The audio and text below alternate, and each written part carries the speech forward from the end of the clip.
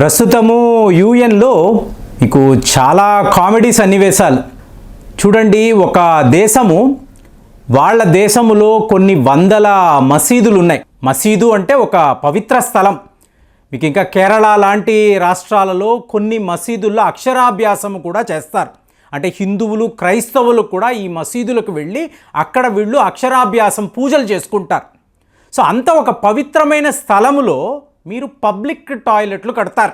So ఎక్కడైతే వీళ్ళు మీకు ముఖ్య ప్రార్థనా స్థలం అంటే శాంక్టమ్ శాంటోరం అంటాం చూసారా, మీకు ఆ ప్రాంతంలో వీళ్ళు కమోడ్స్ను నిర్మించిన మీకు సన్నివేశాలు ఉన్నాయి. అలాంటి ఒక దేశము ఇవాళ యునైటెడ్ నేషన్స్లో ఇస్లామోఫోబియా అనబడే ఒక రెజల్యూషన్ని తీసుకొచ్చారు. చూడండి, వాడి దేశములో మసీదులను వీడు ఎంత దారుణంగా అంటే ముఖ్యంగా చూడండి బెయిజింగ్, అంటే నేను ఇప్పుడు చైనా గురించి మాట్లాడుతున్నాను. బెయిజింగ్ నగరంలో డౌడియన్ మాస్క్ అని చెప్పి చాలా ఫేమస్ అండి. మీకు ఎప్పుడో పురాతనమైన ఒక మసీదు. ప్రస్తుతం ఆ మసీదు యొక్క పరిస్థితిని చూడండి. అంటే మీకు ఒక డోమ్ ఉంటుంది కదా, డోమ్ ఉంటుంది, మినార్స్ ఉంటాయి, అలాగే మీకు ఆర్చులు ఉంటాయి. పూర్తిగా రిమూవ్ చేశారు. అంటే పూర్తిగా ఈ మినార్స్ను కూల్చి డోములను కూల్చి మీకు ఈ ఆర్చులను తీసివేసి కొత్త రకమైన చైనాలో మసీదు అంటే ఏంటి, చూడడానికి ఇది కూడా చైనీస్ స్ట్రక్చర్లా ఉండాలి, అరబిక్ స్ట్రక్చర్లా ఉండకూడదు. సో ఇప్పుడు చైనాకు సంబంధించిన కొంతమంది మీకు మేధావులు వీళ్ళు ఏమన్నారు అంటే ఇస్లాం అంటే ఇది ఒక మెంటల్ ఇల్నెస్ అండి, అంటే వీళ్ళందరూ కూడా మానసిక రోగులు, దీనికి ట్రీట్మెంట్ ఇవ్వాలి. ఇవాళ ఉయ్హూర్లో మేము ఈ పనిలోనే ఉన్నాము. ఇదంతా ఏంటి, చైనా వాడు చెప్తున్న మాటలు. అలాంటి చైనా ఇవాళ యునైటెడ్ నేషన్స్లో ఇస్లామోఫోబియా అనేది వీడు ఒక రెజల్యూషన్గా తీసుకురావడము. మెయిన్ స్పాన్సరర్ ఏమో పాకిస్తాన్, కో స్పాన్సరర్ ఏమో చైనా, వీళ్ళు కలిసి ఇస్లాం పట్ల అంటే ఏంటి, ప్రస్తుతం హమాస్ అంటే గాజాలో జరుగుతున్న దారుణాలు, ఇస్లాం మతం పట్ల మీకు వీళ్ళు వ్యవహరిస్తున్న తీరు ఇది కరెక్ట్ కాదు, మనము ఖండించాలి. కాబట్టి రెజల్యూషన్ ఆన్ ఇస్లామోఫోబియా అని చెప్పి చైనా వాడు ప్రతిపాదించాడు. మరి ఇదంతా చూస్తున్న భారత్ ఊరుకుంటుందా? సో మీకు రుచిరా కాంబోజ్ మళ్ళీ ఈవిడ రంగంలోకి దిగింది. మేము ఈ రెజల్యూషన్ని బాయ్కాట్ చేస్తున్నాము. ఎందుకు చేస్తున్నాము అంటే ఇస్లాంకి వ్యతిరేకమా? కాదు. మా దేశంలో 140 కోట్లకు పైగా హిందువులు ఉన్నారు. ఈ ప్రపంచంలో 535 బౌద్ధ మతానికి చెందిన ప్రజలు ఉన్నారు. 30 మిలియన్ మంది సిక్కులు ఉన్నారు. మరి వీళ్ళందరూ ఎవరు అంటే మీరు ఇబ్రహామిక్ మతాలను తీసుకొస్తున్నారు. ఇబ్రహామిక్ మతాలు అంటే క్రైస్తవము, ఇస్లాం, ఒకే తండ్రికి పుట్టిన 2 బిడ్డలు.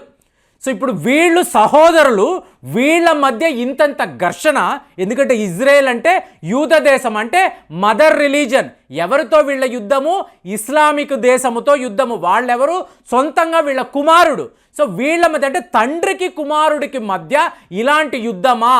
సో ఇప్పుడు ఇది ఇస్లాం మీద జరుగుతున్న యుద్ధము కాబట్టి దీనిని ప్రపంచము ఖండించాలి అని చెప్పి మాట్లాడుతున్నారు. సో ఇవాళ మీకు రుచిరా కాంబోజ్ ఏమంటున్నారు? మరి తక్కిన మతాల పరిస్థితి ఏంటి? మీకు ఎక్కడెక్కడో మీరు చూశారనుకోండి, బౌద్ధ భిక్షువుల పట్ల అతి కిరాతకంగా ప్రవర్తిస్తున్నారు కదా. నేను పర్సనల్గా ఢిల్లీలో చూశానండి, బౌద్ధ భిక్షువులు వాళ్ళు ఇలాగ బ్యానర్లు పట్టుకొని శాంతియుతంగా నిరసనలు తెలుపుతూ ఉంటే వెనక నుంచి వచ్చిన చైనా అధికారులు వాళ్ళ బెల్టులు తీసి వీళ్ళని ఇష్టానుసారం కొట్టారు. వాళ్ళు ఏమీ మాట్లాడడం లేదు, తన్నులు తింటున్నారు. మనకి ఎంత ఆవేశం వస్తుందంటే వెళ్ళి ఆపాలి అంటే అక్కడ ఉండే పోలీసులు చెప్తారు ఇది చైనాకు టిబెట్కి సంబంధించిన వ్యవహారం అండి, వాళ్ళు పర్మిషన్ తెచ్చుకున్నారు, చైనా వాళ్ళు కూడా పర్మిషన్ తెచ్చుకున్నారు, కాబట్టి మనం ఆపలేము అన్నప్పుడు ఎంత బాధగా ఉంటుంది. మరి అలాంటి బౌద్ధ భిక్షువుల పట్ల చైనా వాడు ఇంత కిరాతకంగా ప్రవర్తిస్తున్నాడు అనుకోండి, వాడు ఇవాళ యునైటెడ్ నేషన్స్లో ఇస్లామోఫోబియా అని చెప్పి మాట్లాడుతున్నాడు. మొన్న మీకు ఒక అమ్మాయి ఈవిడ ఏం చేసింది, ఏదో ఒక అరబు భాషలో ఉండే డ్రెస్ వేసుకుంది. ఇది చూసిన ఒక మత పెద్ద అమ్మాయి చూడండి ఇస్లాంకి వ్యతిరేకంగా ఆ బట్టలు వేసుకుంది, ఆమెని తరమండి, ఆమెని చంపేయండి అంటే మీకు వెనక రౌడీ వెధవలు కత్తులు పట్టుకొని ఈ అమ్మాయిని తరిమేరండి. ఎక్కడికక్కడ కర్రలు పెట్టి కొట్టారు. ఫైనల్గా అదృష్టము కొద్దీ ఒక ముస్లిం మహిళ, ఈవిడ పోలీస్ అధికారి. సో ఈమె ఈ మహిళను చూసి అయ్యో ప్రమాదంలో ఉందని ఈవిడ ప్రొటెక్షన్ ఇచ్చి తీసుకువెళ్ళి పోలీస్ స్టేషన్లో కూర్చోబెట్టింది. ఆవిడ ముందు బయటికి పంపించండి, మేము చంపేస్తామని చెప్పి వీళ్ళ అరుపులు. ఒకవేళ కోర్టుకు వెళ్ళారనుకోండి, జడ్జి గారు కూడా అమ్మయ్య ఇస్లాంని కాపాడేమని అంటారు. కానీ అరే అది మహిళ, మీకు ఇది ఒక డెమోక్రటిక్ కంట్రీ, వాళ్ళు ఒక విషయం మీద ప్రొటెస్ట్ తెలపాలి అంటే తెలిపే అధికారం ఈ దేశం ఇస్తుంది. భారతదేశంలో ప్రభుత్వము తీసుకునే నిర్ణయాన్ని మీరు ఎవరైనా కూడా నిరసనలు తెలపొచ్చండి, ఆ అధికారము మనకు మన రాజ్యాంగం ఇస్తుంది. ఇదే విషయమే పాకిస్తాన్ వాడు కూడా మాట్లాడుతున్నాడు. నాకు ఇష్టము లేదు అంటే నేను నిరసన తెలపవచ్చు. కానీ అక్కడ ఏమైంది, ఆ మహిళ మీకు ఎంత దారుణంగా, ఎంత ఒక ప్రమాదకరమైన నిమిషాలు పరిగెడుతూ అమ్మయ్య బతుకు జీవుణ్ణి అని చెప్పి అనుకుంది. అదే మీరు చూడండి, చైనాలో మీకు జింజియాంగ్ ప్రావిన్స్ అంటే ఉయ్హూర్ ముస్లిమ్స్ నివసించే ప్రాంతము. ఇక్కడ ఒక మిత్రుడు ఒక రెస్టారెంట్కి వెళ్ళాడండి. లోపల మీరు నమ్మరు, కాలిమా అంటే ఏంటి, విశ్వాస వాచకం అంటే భగవంతుడి మాటలు. ఇప్పుడు మహమ్మద్ ప్రవక్త, దేవుడి బిడ్డ, దేవుడి యొక్క మెసెంజర్ అని చెప్పి చెప్తారు.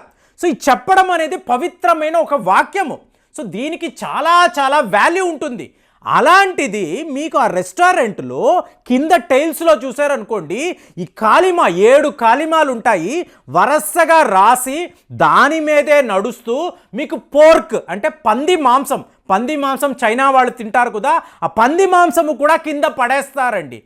అందుకే సాజిద్ యూసుఫ్ షా అని ఒక మిత్రుడు, అసలు ఇస్లామిక్ రిపబ్లిక్ ఆఫ్ పాకిస్తాన్ వీళ్ళు ఏం చేస్తున్నారు, ఇస్లాం పట్ల వీళ్ళకున్న గౌరవం ఎంత, ఎటువంటి సోషల్ మీడియాలో మెసేజ్లు లేవు, ప్రతి వాళ్ళు నోరు మూసుకొని ఉన్నారు, ఎవడూ కూడా చైనా విషయంలో మాట్లాడడానికి ధైర్యం లేదు, ఆర్టికల్స్ రాయరు, ప్రొటెస్ట్లు ఉండవు, వీళ్ళందరూ కూడా ఏమైనా ఫెవికాల్ మింగి కూర్చొని ఉన్నారా అని చెప్పి ట్విట్టర్లో మెసేజ్ పెట్టాడు. చైనా వాడైతే ఏమంటున్నాడు, ఇది ఒక మెంటల్ ఇల్నెస్ అండి, పలానా వ్యక్తి ఇస్లాంలో ఉన్నాడంటే వాడు మానసిక రోగి, వాడికి ట్రీట్మెంట్ ఇవ్వాలని చెప్పి చైనా వాడు మాట్లాడుతున్నాడు. అడిగే నాదుడు లేడు.